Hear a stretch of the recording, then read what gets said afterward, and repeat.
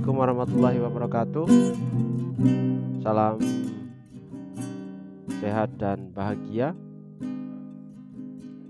Bapak Ibu guru seluruh Indonesia. Kali ini saya akan menyampaikan tugas modul 1.2.A.3 Trapesium usia, refleksi, nilai dan peran guru penggerak. Saya Joko Sutopo, calon guru penggerak angkatan 5 Kabupaten Tuban, kelas 05147. Kegiatan 1, diagram trapesium. Trapesium usia. Di dalam gambar diagram tersebut, saya usia 7 tahun masuk di SD. Kemudian di titik pink itu ada peristiwa 1 dan peristiwa 2. Peristiwa 1 di usia 12 tahun saya mendapatkan pengalaman positif, dan di peristiwa 2 pada usia 13 tahun saya mendapatkan pengalaman negatif. Kemudian di usia 24 tahun saya lulus sarjana pendidikan, tepatnya di tahun 2002. Sekarang saya usia 44 tahun. Selisih peristiwa 1 dan 2 adalah 32 tahun dan peristiwa 2 31 tahun. Apa peristiwa positif dan negatif yang saya tulis pada diagram? Pada peristiwa negatif saya memiliki pengalaman saat duduk di bangku kelas 6. Pak Karsono, guru kelas 6, sedang dinas luar saat itu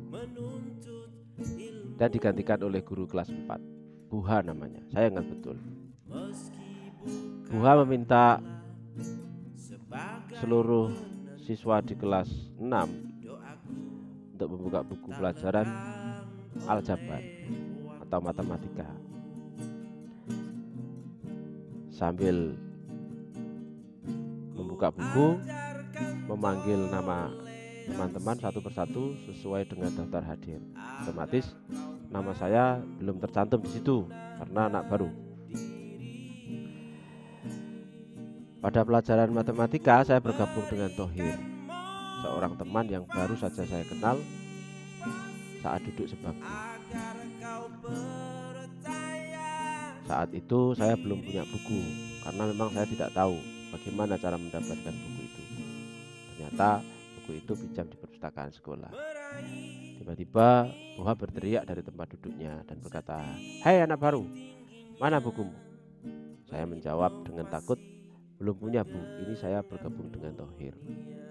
Entah mengapa Buha begitu murkanya pada saya, marah dengan bahasa Jawa. "Sekolah itu mbondo toh, bocah anyar wis wani nyepelek no guru."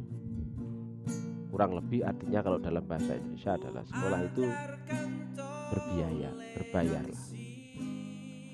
Anak baru jangan menyepelekan guru. Kira-kira demikian. Saya terdiam tanpa ekspresi dan hanya menahan rasa sakit dalam hati, kebencian dalam diri. Kemudian peristiwa positif. Pada peristiwa positif, saya mengalami kejadian yang menyenangkan. Sejak masuk kelas 1 SD, saya memang suka menggambar. Saat itu, saya sering menggambar di sampul buku tulis, sehingga semua sampul buku tulis saya penuh dengan gambar. Tak peduli pada saat pelajaran atau saat jam istirahat, saya selalu menggambar apa saja yang ingin saya gambar. Tapi satu ketika Pak Hadi sedang lewat saat saya sedang fokus menggambar di teras kelas. Saat itu saya sudah kelas 5. Pak Hadi juga sebagai guru kelas 5. Ternyata diam-diam Pak Hadi sudah mengamati saya sejak kelas 3 SD. Pak Hadi tidak langsung menghampiri saya waktu itu. Namun satu hari saat sedang pelajaran dan saya tetap pada aktivitas saya yang menggambar di kelas, Pak Hadi menghampiri saya. Saya mengira Pak Hadi akan memarahi saya. Kemudian Pak Hadi berkata, "Toh, lukisanmu bagus. Hari Sabtu depan kamu mewakili sekolah ikut lomba menggambar di kecamatan ya." Saya diam dan hanya memandangi beliau. Kemudian saya mengangguk, pertanda saya setuju dengan ajakan beliau. Hasilnya, saya mendapat juara 1 lomba menggambar tingkat kecamatan. Pak Hadi adalah sosok yang ditunggu oleh murid. Kemudian selain saya, siapa saja yang terlibat dalam masing-masing peristiwa? Pada peristiwa negatif yang terlibat adalah guru saya bernama Buha dan teman sekelas saya. Karena saat menyampaikan kata-kata itu berada di dalam kelas dan disaksikan oleh teman-teman satu kelas. Pada peristiwa positif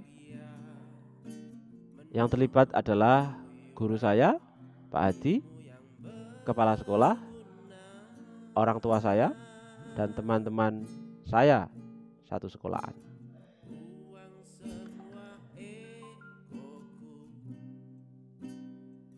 Dampak emosi apa saja yang saya rasakan hingga saat ini? Pengalaman positif.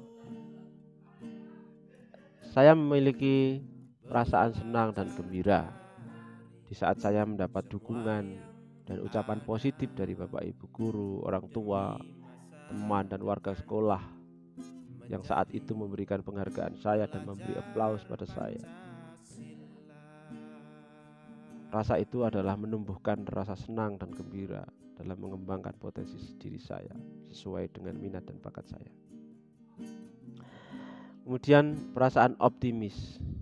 Dukungan dari mereka semua mampu melahirkan suasana atau ekosistem yang baik dalam diri saya sebagai motivasi untuk berprestasi sesuai dengan minat dan bakat saya.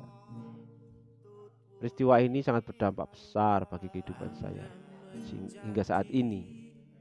Sebagai guru, saya termotivasi untuk selalu melakukan yang terbaik pada murid-murid saya. Kemudian pada pengalaman negatif, saya memiliki rasa kecewa.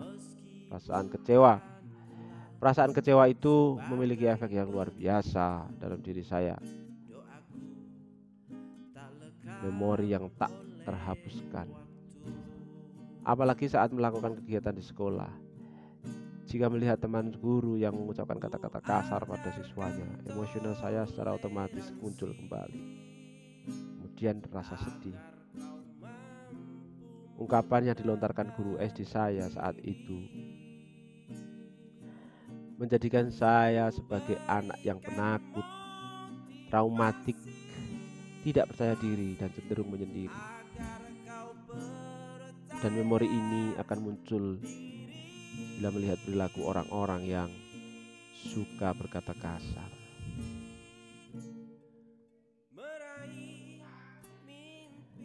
Kebencian yang mendalam pada guru saya bernama Buha. Kemudian, mengapa momen yang terjadi di masa sekolah masih dapat dirasakan dan mempengaruhi diri saya hingga sekarang? Momen paling menyedihkan dan paling membahagiakan akan terekam dalam memori setiap individu, termasuk diri saya. Secara otomatis akan terbentuk karakter sesuai yang pernah dialami. Sebuah pelajaran yang sangat berharga dalam kehidupan saya, sebab bisa bersikap lebih bijak dan berhati-hati, terutama dalam menghadapi siswa. Pelajaran hidup apa yang saya peroleh dari kegiatan tracing usia dan roda emosi? Yang pertama adalah kontrol emosi. Saya mendapatkan pelajaran tentang kontrol emosi. Pengalaman pada peristiwa itu akan menjadikan saya lebih bijaksana dalam bersikap, lebih cerdas secara emosional dalam menghadapi peserta didik yang memiliki keunikan dan keistimewaan yang berbeda-beda. Saya juga berupaya memahami karakter setiap individu peserta didik sesuai dengan kodrat alam dan zamannya.